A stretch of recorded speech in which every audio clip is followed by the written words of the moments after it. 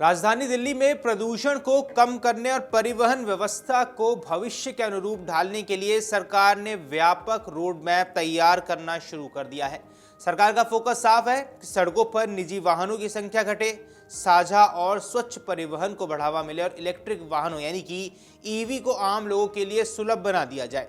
इसी कड़ी में मुख्यमंत्री रेखा गुप्ता ने संकेत दिया है कि निजी ईवी को टैक्सी के रूप में चलाने के लिए नियमों में जरूरी बदलाव अब किए जाने वाले हैं।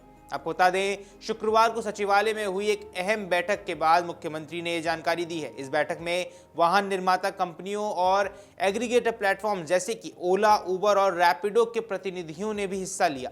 बैठक का उद्देश्य राजधानी में ईवी इकोसिस्टम को मजबूत करना, प्रदूषण घटाना और लोगों को निजी कारों के बजाय साझा परिवहन अपनाने के लिए प्रेरित करना था। मुख्यमंत्री ने स्पष्ट शब्दों में कहा कि जब तक सड़कों पर वाहनों की संख्या कम नहीं होगी, तब तक प्रदूषण पर स्थायी नियंत्रण संभव नहीं है। उन्होंने कहा कि दिल्ली एनसीआर में वायु प्रदूषण एक गंभीर समस्या है, जिसका समाधान सिर्फ अस्थायी उपायों से नहीं होने वाला है। इसके लिए सरकार को नीति, तकनीक और निजी क्षेत्र की साझेदारी तीनों स्तर पर एक साथ काम करना होगा।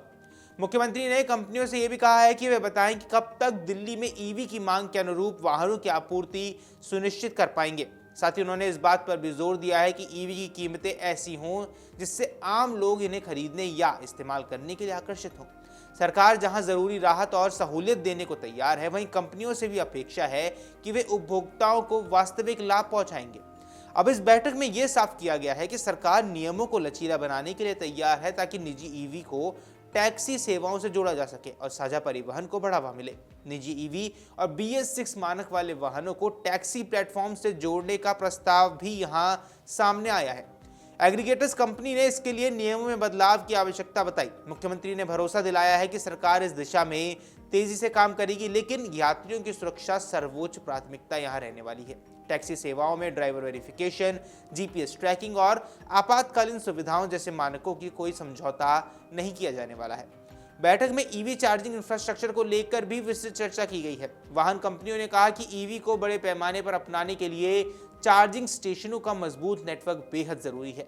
उन्होंने चार्जिंग स्टेशन लगाने और नेटवर्क विस्तार की कुछ नीतिगत राहत की भी मांग रखी है। इस पर मुख्यमंत्री ने कहा कि सरकार चार्जिंग स्टेशनों के लिए जमीन उपलब्ध कराने को तैयार है, लेकिन कंपनियों को सोलर एनर्जी आधारित चार्जिंग के विकल्प भी तलाशने होंगे। उनका कहना था, अगर ईवी चार्जिंग भी पारंपरिक ऊर्जा पर निर्भर रही तो प्रदूषण का उद्देश्य पूरी तरह हासिल नहीं हो पाएगा। इसके साथ ही बैटरी वेस्ट मैनेजमेंट पर भी गंभीरता से मंथन हुआ है। मुख्यमंत्री ने साफ कहा कि बैटरी का निपटान कंपनियों की जिम्मेदारी होगी। अगर बैटरी वेस्ट का सही प्रबंधन नहीं किया गया तो यह भविष्य में प्रदूषण का एक नया और खतरनाक रूप ले सकता है।